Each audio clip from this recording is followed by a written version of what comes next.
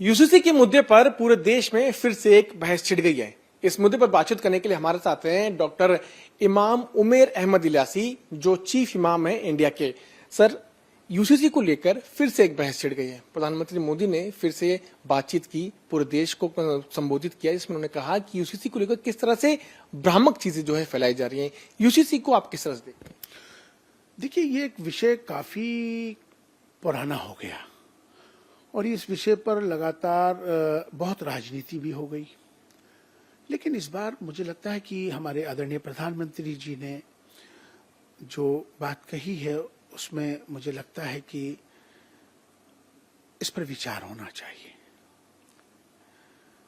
जो लोग विरोध कर रहे हैं, विरोध समाधान नहीं है,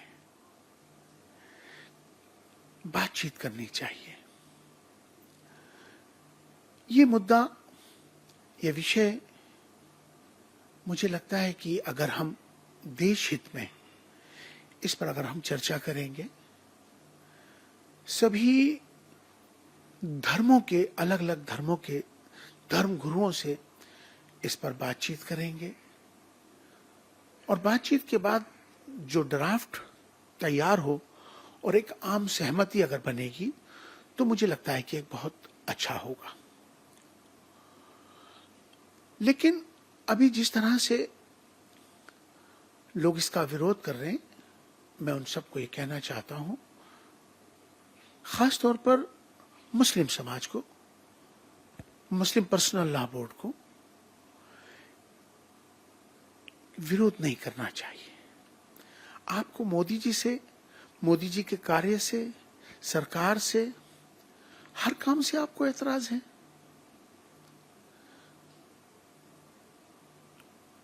कोई तो कार्य ऐसा होता है जिसमें आपको आदमी को सहमति देनी चाहिए। लेकिन अनफॉर्चुनेट इस मामले में मुझे लगता है कि प्रधानमंत्री जी को तमाम देश के अलग अलग धर्मों के धर्म गुरुओं को बुलाकर इस पर बातचीत करनी चाहिए और एक आम सहमति बननी चाहिए, तो अच्छा होगा। जैसे प्रधानमंत्री ने यूसीसी पर अपनी बात रखी और ट्रिपल तलाक पर अपनी बात रखी है, तो हमने देखा किस तरह से all India Muslim personal law board जो है उन्होंने अपनी बैठक की, उन्होंने इसकी खिलाफत की और उन्होंने कहा कि वो अपना ड्राफ्ट जो है, अपनी जो बात जो है वो लॉ कमीशन को बताएंगे। आप इसको किस तरह से देखते हैं? देखिए, भारत के अंदर खाली मुस्लिम पर्सनल लॉ बोर्ड है ऐसा नहीं है। हमारे देश के अंदर, मुसलमानों के अंदर अलग अलग बड़ी बड़ी ऑर्गेनाइजेशंस हैं, अलग अलग फिरके हैं। मुस्लिम पर्सनल लॉ बोर्ड हमेशा से मोदी जी के खिलाफ रहा है, सरकार के खिलाफ रहा है, क्योंकि मुस्लिम पर्सनल लॉ बोर्ड के अंदर अलग अलग वो पार्टियां हैं जो देश में हमारे मोदी जी के खिलाफ हैं। तो वो लोग कभी भी समर्थन कैसे कर सकते हैं? ऑल इंडिया इमाम ऑर्गेनाइजेशन भारत का सबसे बड़ा ऑर्गेनाइजेशन है इमामों का। इमामों के माध्यम से हम इस बात को आगे लेके आने वाले हैं। ईद आज है, उसके बाद हम 3 दिन ईद के बाद हम एक ऑल इंडिया इमाम ऑर्गेनाइजेशन की एक बड़ी बैठक बुलाने वाले हैं। देश के 28 स्टेटों के चीफ इमाम्स को बुलाने वाले हैं। उस पर हम इस पर चर्चा करने वाले हैं, क्योंकि इमाम दिशा देता है, इमाम का सबसे इंपॉर्टेंट रोल है, उसको नजरअंदाज नहीं किया जा सकता। आप भारत के चीफ इमाम हैं, भारत के एक मुसलमान को जिसको यूसीसी के बारे में ज्यादा नॉलेज नहीं है, या हो सकता है कि उसको भ्रामक चीजें बताई गई हो, आप एक मुसलमान को, भारत के एक मुसलमान को यूसीसी पर क्या कहना चाहते हैं? देखिए, मेरा अपना एक नजरिया ये है कि हमें किसी भी चीज का विरोध करने से पहले उस पर सोचना चाहिए, विचार करना चाहिए। विचार तो करिए, बैठिए तो सही। अभी लॉ कमीशन ने जिस तरह से नोटिफिकेशन जारी किया है और उसने कहा है कि सब जो स्टेक होल्डर्स हैं, जो ऑर्गेनाइजेशंस हैं, खाली मुसलमानों के लिए थोड़ी है यूसीसी। यूसीसी तो तमाम भारत के तमाम सभी के लिए है।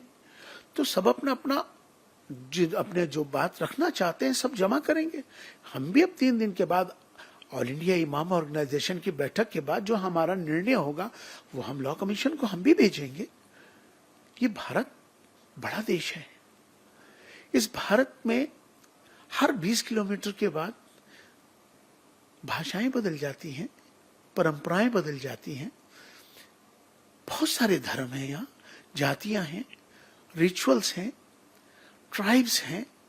तो मुझे लगता है कि सबके साथ बातचीत करके जो एक आम सहमति बनेगी, उसके बाद ही मुझे लगता है कि इसका सामने आएगा।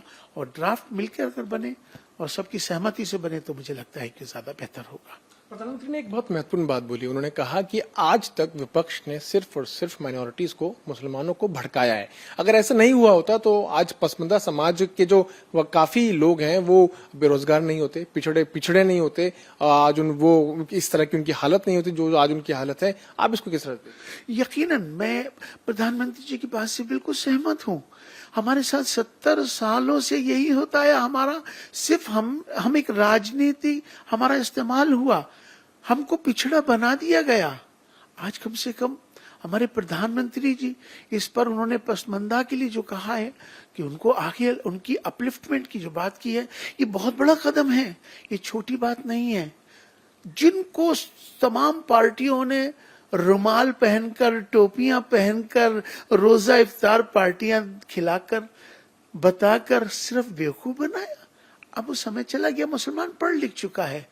आज का भारत नवीन भारत, आज का भारत उत्तम भारत, इस बदलते भारत की ये तस्वीर है मोदी जी की, जो कि पसमानदा हिंदुस्तान के, भारत के तमाम 136 करोड़ की जो बात करते हैं, सबका साथ, सबका विकास, सबका प्रयास, ये तमाम भारत को आज बड़ी ऊंचाइयों पे लेके जाने वाला है। तो मुझे लगता है कि जो भारत विश्व गुरु बनने वाला है, जिसमें हमारे प्रधानमंत्री मोदी जी ने जिस तरह की रात दिन की जो मेहनत करी है, मुझे लगता है कि विपक्ष का काम तो विरोध करना ही है। अगर विपक्ष ईमानदार होता ना तो उनके किसी एक भी कार्य की तारीफ कर सकता था, लेकिन नहीं, विपक्ष को सिर्फ विरोध करना है, हर कार्य का विरोध करना है। आज देश इतनी ऊंचाइयों पे जा रहा है, हमें अप्रिशिएट करना चाहिए, हमें दुआएं करनी चाहिए हमारे प्रधानमंत्री जी के लिए, आज जिस ऊंचाइयों पे लेके जा रहे हैं। लेकिन अफसोस की बात यह है, विपक्ष सिर्फ विरोध करने के अलावा उनका कोई काम नहीं है। तो मैं तमाम सबसे ये कहना चाहता हूं कि अब भारत बदल रहा है, तो इसमें सब एक होकर भारत को मजबूत करें, भारतीयता को मजबूत करें। राष्ट्र सर्वोपरि है। एक प्रश्न और महत्वपूर्ण होगा। आपने विपक्ष की बात की, चाहे ओवैसी हो, चाहे कांग्रेस के कुछ नेता हो, चाहे अलग अलग राजनीतिक विपक्ष के जो दल हैं वो हो, आपको लगता है कि अब जो है यूसीसी पर उनको अपना स्टैंड बदलने की जरूरत है ताकि मुसलमानों का भला हो सके और इससे आगे बेहतर चीजें हो सके? देखिए, बात खाली यूसीसी में मुसलमानों की बात नहीं करनी चाहिए। यूसीसी खाली मुसलमानों के लिए नहीं है, यही गलतफहमी बार बार हो रही है। यूसीसी तमाम भारत के तमाम सबके लिए बात हो रही है। अलग अलग बहुत सारे धर्म है इस देश के अंदर, बहुत सारी अलग अलग जातियां हैं, अलग अलग प्रथाएं चलती हैं, उनके अपने रिचुअल्स हैं। तो इसीलिए मुझे लगता है, इसीलिए हमने कहा है कि एक ड्राफ्ट बने जिसमें आम सबकी सहमति बने। मैं हमारा सेंट्रल दारुल कज़ा है भारत का, जो फतवे जारी करता है। सेंट्रल दारुल कज़ा की हम बैठक बुलाने वाले हैं। 68 मुफ्ती भारत के हमारे हैं, उनकी बैठक बुलाकर हम इस पर पूरी चर्चा करने वाले हैं, ईमानदारी से चर्चा करने वाले हैं, जो आज तक किसी ने नहीं करी है।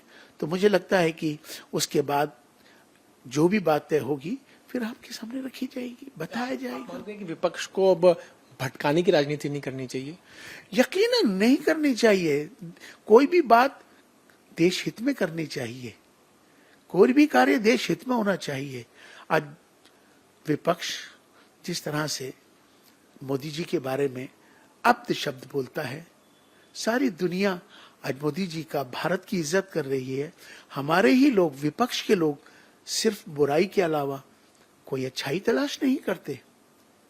हमेशा अगर तुम दूसरों को इज्जत दोगे तुम्हें इज्जत मिलेगी। विपक्ष को मैं कहना चाहता हूं कि सारे ही काम गलत कर रहे मोदी जी, ऐसा नहीं होना चाहिए। उनके अच्छे कार्यों की भी तारीफ होनी चाहिए, तभी विपक्ष ईमानदार होगा। अगर सारे ही कार्य खराब है मोदी जी के, तो उसके अंदर फिर मुझे लगता है कि विपक्ष के साथ फिर सवालिया निशान है। सभी लोग, सभी भारतीय जानते हैं फिर विपक्ष ऐसा क्यों कर रहा है। एक आखिरी प्रश्न लूंगा एक और, क्या बहुत जल्दी चीफ इमाम भारत के हैं, क्या बहुत जल्दी आप मुसलमानों तक अपनी बात पहुंचाएंगे? क्या इस चीज को लेकर डिस्कशन करेंगे यूनिफॉर्म सिविल कोड को लेकर? यकीनन विचार होना चाहिए, डिस्कशन होना चाहिए, डायलॉग होना चाहिए, नजरअंदाज थोड़ी करना चाहिए। ठीक है, हो सकता है कि उस ड्राफ्ट से और अच्छा माहौल बन जाए और अच्छी बातें आ जाए। मिसाल के तौर पर अभी जिस तरह से भारत के अंदर 3 तलाक को लेकर जब कानून बना था, तो इसी तरह से बड़ी मुखालफत हुई थी, विरोध बहुत बड़े पैमाने पर किया गया।